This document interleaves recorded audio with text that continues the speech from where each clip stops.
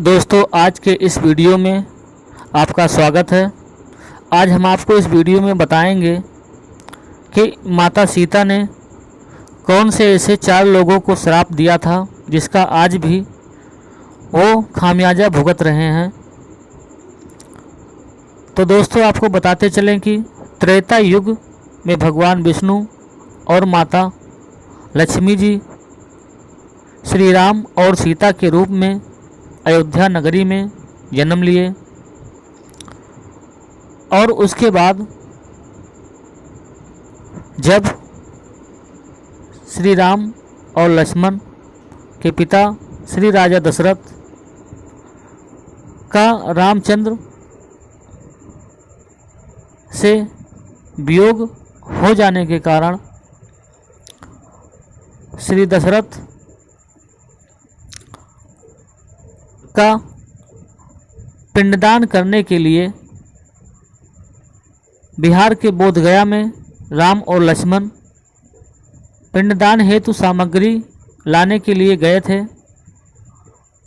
लेकिन इनको विलंब हो जाने के कारण और पिंडदान का मुहूर्त निकल जाने के कारण स्वयं दशरथ जी राजा दशरथ ने माता सीता के समक्ष प्रकट हुए और माता सीता से कहने लगे कि आप ही मेरा पिंडदान दीजिए, हमको भूख लगी है, हमको रहा नहीं जा रहा है। तो माता सीता ने राजा दशरथ से कहा कि आपके पुत्र पिंडदान हेतु सामग्री लाने के लिए गए हैं, तब तक आपको प्रतीक्षा करनी होगी।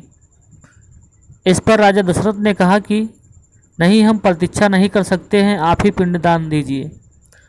तो इस पर माता सीता ने फल्गु नदी के रेत से राजा दशरथ को पिंडदान दिया और उसके साक्षी के रूप में या गवाह के रूप में या प्रूफ के रूप में वहाँ पर 5 लोग मौजूद थे। यह काम यानी पिंडदान माता सीता के द्वारा करते हुए उसमें वट वृक्ष थे, गाय थी, तुलसी का पेड़ था, फल्गु नदी थी और एक ब्राह्मण थे। पिंडदान दे देने के बाद में माता सीता जी के द्वारा राम और लक्ष्मण पिंडदान की सामग्री लेके आए। तो माता सीता ने कहा कि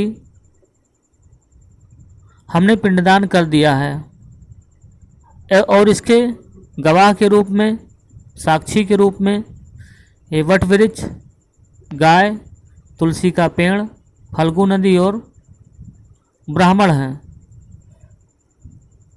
श्री राम चंद्र और श्री लक्ष्मण के समक्ष 4 लोगों ने झूठ बोला, केवल वट वृक्ष ही सही बोला। इन 4 लोग जो झूठ बोले उसमें थी गाय, तुलसी का पेड़, फल्गु नदी और ब्राह्मण। तो माता सीता के द्वारा क्रोध में इन 4 लोगों को श्राप दे दिया। गाय को श्राप दिया कि तुम्हारी पूजा तो होगी लेकिन तुम्हें जूठे खाने खाने पड़ेंगे। वहीं फल्गु नदी को श्राप दिया कि बोधगया में तुम बहोगी लेकिन पृथ्वी के अंदर ऊपर का भाग सूखा रहेगा।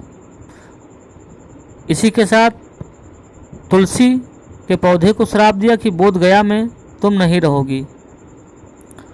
ब्राह्मण को श्राप दिया कि बोधगया के ब्राह्मण हमेशा ही दुख और दरिद्रता से घिरे रहेंगे। और वहीं वट वृक्ष जिसने माता जी सीता जी को के पिंडदान करने की गवाही दी और सही बोला, उस वट वृक्ष को माता सीता ने कहा कि बोधगया में जो भी पिंडदान करने आएगा वो वट वृक्ष को भी करेगा और वट वृक्ष की हमेशा ही पूजा होगी। इस तरह से दोस्तों, माता सीता ने जिन 4 लोगों को श्राप दिया था उसका खामियाजा आज भी वो भुगत रहे हैं और वट वृक्ष को जो आशीर्वाद दिया था वो भी हम सभी को देखने को मिल रहा है। दोस्तों, हमारे द्वारा इस वीडियो में दी गई जानकारी यदि आपको अच्छी लगी है तो वीडियो को लाइक कीजिए, शेयर कीजिए और सब्सक्राइब कीजिए, जिससे हम इसी तरह से आपके जानकारी के लिए वीडियोज लाते रहें।